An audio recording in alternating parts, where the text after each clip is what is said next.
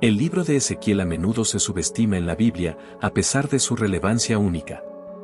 Durante el tiempo de Ezequiel, desafíos difíciles azotaron a la nación, con Sedequías emergiendo como el último monarca subyugado en Judá.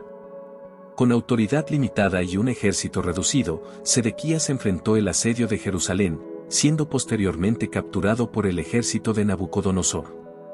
En un acto brutal, cada uno de sus hijos fue sacrificado ante sus ojos, simbolizando el fin de la línea real. Su sufrimiento culminó con la extracción de sus ojos, presenciando la aniquilación de su descendencia. Hoy vamos a profundizar en el Valle de los Huesos Secos. Quédate con nosotros hasta el final, porque Dios hablará contigo. Suscríbete al canal Dios es Padre y activa la campana de notificaciones para no perderte ningún mensaje. En este escenario desolador, Ezequiel fue llamado a predicar, a pesar de estar lejos de Jerusalén, en la tierra de Babilonia. La melodía envolvente de la tradicional canción espiritual Rabons oscurece su verdadera inspiración en la visión de Ezequiel sobre el Valle de los Huesos Secos. Esta visión, revelada por el Señor Dios, buscaba infundir esperanza vital en su pueblo, que estaba cautivo en la tierra extranjera de Babilonia debido a sus propias transgresiones.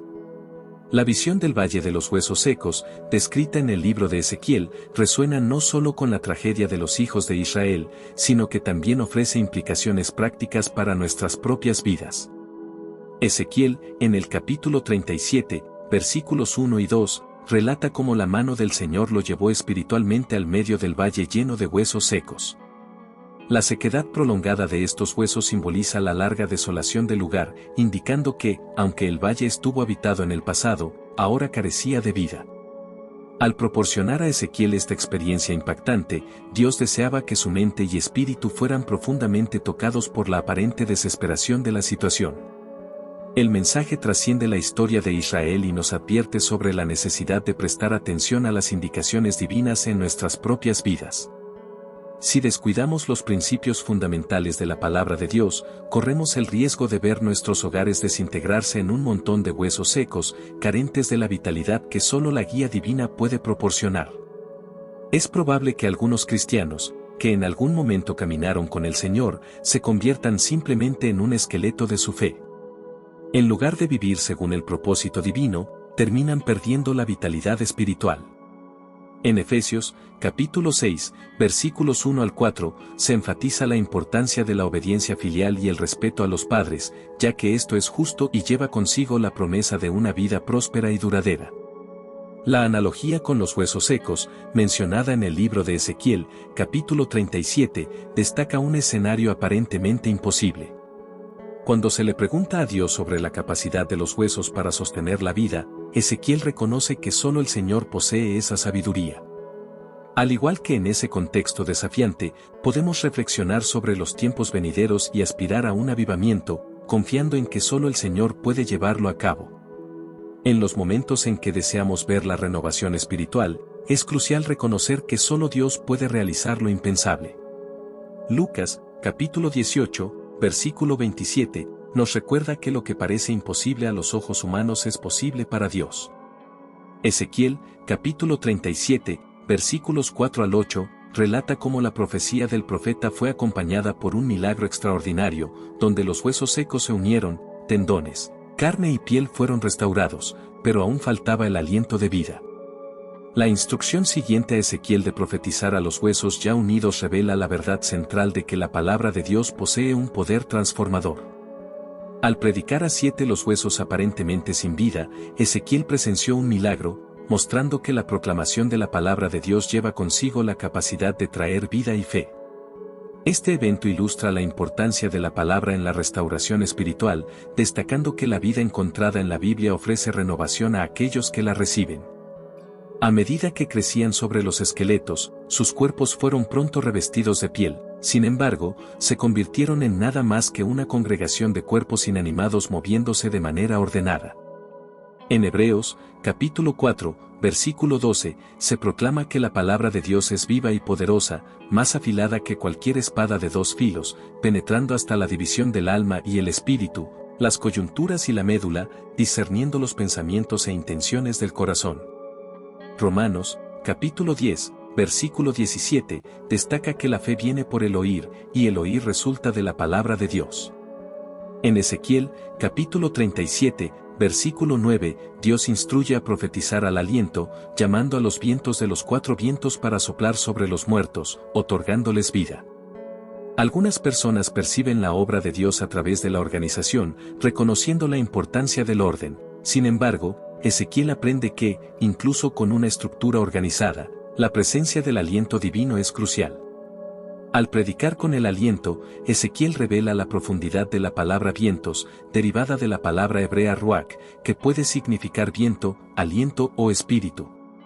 Él comprende que todos los logros humanos son vanos a menos que el Espíritu Santo esté presente. La presencia del aliento divino en nuestra existencia es tan esencial como lo fue para Adán, quien recibió el aliento de vida directamente de Dios. Ezequiel es testigo de un notable renacimiento de vitalidad a medida que el ejército se levanta. En Génesis, capítulo 2, versículo 7, el Señor Dios forma al hombre del polvo de la tierra y sopla en sus narices el aliento de vida, haciéndolo un ser viviente. En Juan, capítulo 3, versículos 5 a 8, Jesús enfatiza la necesidad de nacer del Espíritu, comparándolo con el viento que sopla donde quiere. En Ezequiel, capítulo 37, versículo 10, al profetizar según la orden divina, el aliento entra en ellos, dándoles vida y poniéndolos de pie. En Ezequiel, capítulo 37, versículos 11 a 13, se describe un vasto ejército que representa a toda la casa de Israel. Dios revela a Ezequiel que el pueblo de Israel había perdido toda esperanza, sintiéndose como huesos secos y desesperados en sus sepulcros.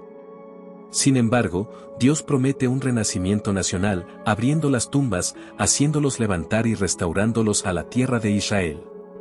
Esta visión esclarecedora simboliza no solo la resurrección física, sino también la restauración a la antigua gloria. Dios asegura que pondrá su espíritu en el pueblo, dando vida y estableciéndolos en su propia tierra. Esta promesa revela la intención divina de revitalizar a Israel y demuestra el poder de Dios para restaurar la esperanza perdida. Al concluir la visión, Dios destaca la importancia de la palabra y del espíritu como medios esenciales para alcanzar la resurrección completa. El cumplimiento de esta promesa requiere la unión de la palabra de Dios con la concesión del Espíritu, ejemplificando vívidamente el concepto de avivamiento espiritual. Este relato antiguo sirve como un ejemplo clásico de cómo la revitalización espiritual en la Iglesia de Dios, incluso en los días modernos, se logra a través de la palabra y del Espíritu. Segunda de Corintios, capítulo 3, versículos 17 y 18, destaca que donde está el Espíritu del Señor, hay libertad, y la transformación ocurre cuando reflejamos su gloria. La ausencia de alguno de estos elementos compromete la experiencia significativa de la presencia de Dios entre su pueblo. Al considerar nuestras transgresiones y pecados, que nos volvían tan inertes como huesos secos, el mensaje de esperanza se revela al reconocer a Jesucristo como nuestro Señor y Salvador. Él nos vivifica, devolviéndonos a la vida espiritual. Ahora, es imperativo compartir este mensaje revitalizador con el mundo, dando testimonio de la obra redentora y transformadora de Dios en nuestras vidas. El mensaje compartido aquí es un faro de esperanza para aquellos que, debido a sus pecados y transgresiones, se encuentran espiritualmente inertes. Al propagar la palabra y reconocer que de ella obtenemos fuerza y orientación, somos testigos del potencial de un avivamiento incluso en los lugares más oscuros. Efesios, capítulo 2, versículo 1, destaca que por gracia, mediante la fe, somos vivificados, incluso cuando estábamos muertos en ofensas y pecados. Romanos, capítulo 5, versículo 8, ecoa la expresión del amor divino al demostrar que Cristo murió por nosotros, siendo nosotros aún pecadores. Este pasaje destaca el mensaje transformador de que, incluso cuando estamos inmersos en transgresiones, Cristo nos ofrece una nueva vida. Esta vida no es un producto de nuestros propios méritos, sino un regalo gracioso de Dios. Es una transformación completa, una transición de la muerte a la vida, del pecado a la justicia, del desespero a la esperanza. La esencia de estos versículos resuena como una narrativa vivificante que nos lleva de un estado de muerte espiritual a una nueva vida en Cristo. Esta nueva vida está marcada por el amor, la gracia y la verdad que emanan de la fe en Jesús. A través de esta fe, estamos llamados a vivir de acuerdo con los principios y valores del reino de Dios, irradiando su luz y verdad en un mundo a menudo envuelto en tinieblas y desesperación. Así como los huesos secos en la visión de Ezequiel recibieron vida mediante la palabra de Dios y el aliento del Espíritu, también nosotros somos llamados a una nueva vida a través de la palabra de Cristo y del Espíritu Santo. Esto no es solo una promesa futura, sino una realidad presente que experimentamos en cada paso de nuestra jornada con Dios. Nos capacita para enfrentar los desafíos de la vida con fe, esperanza y amor, conscientes de que, en Cristo, somos más que vencedores. La visión de Ezequiel sobre los huesos secos trasciende la mera restauración física, convirtiéndose en una poderosa metáfora de renovación espiritual. De la misma manera que Dios prometió dar vida a los huesos secos y restaurar a Israel, también promete renovar espiritualmente a aquellos que buscan su presencia. Jeremías, capítulo 31, versículos 3 y 4, ecoa este compromiso divino de amor eterno, extendiéndose a todos los que buscan a Dios. La promesa divina de restauración y renovación resuena a través de las palabras que proclaman: aún te edificaré, y serás edificada, oh Virgen de Israel. Aún serás adornada con tus panderos y saldrás en la danza de los que se alegran. Este versículo es un testimonio de la continua fidelidad y amor de Dios, prometiendo no solo restauración física, sino también renovación espiritual y emocional. En el Nuevo Testamento, la temática de la renovación continúa siendo central, como se expresa en 2 Corintios, capítulo 5, versículo 17, de modo que si alguno está en Cristo, nueva criatura es. Las cosas viejas pasaron, he aquí todas son hechas nuevas. Este versículo destaca que en Cristo somos transformados, dejando atrás la antigua vida de pecado para emprender una jornada hacia la justicia y la verdad. Esta transformación es posible mediante el Espíritu Santo, que infunde nueva vida y capacita para vivir según la voluntad de Dios. Romanos, capítulo 8, versículos 10 y 11, amplían esta idea, destacando que el Espíritu de Dios, que resucitó a Jesús, también dará vida a nuestros cuerpos mortales. Así, el mensaje de Ezequiel sobre restauración y renovación permanece relevante, recordándonos del amor infalible de Dios y su capacidad para traer vida, esperanza y renovación en medio de la desolación. Isaías, capítulo 43, versículos 18 y 19, nos insta a no aferrarnos al pasado, sino a mirar hacia lo nuevo que Dios está haciendo.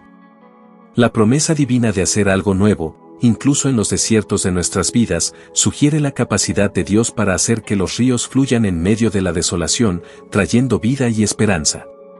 Así, en Cristo, se nos invita a experimentar esa renovación, a vivir una vida que refleje la gloria y la bondad de Dios. El mensaje es un llamado a no aferrarnos al pasado, sino a mirar hacia adelante a lo nuevo que Dios está haciendo, prometiendo hacer que los ríos fluyan como señales de vida y esperanza incluso en medio de la desolación. Inscríbete en el canal Dios es Padre, comparte este mensaje con quienes amas. Dale like. Comenta si realmente Dios ha hablado contigo. Y activa la campanita de notificaciones para no perderte ningún mensaje. Que Dios te bendiga.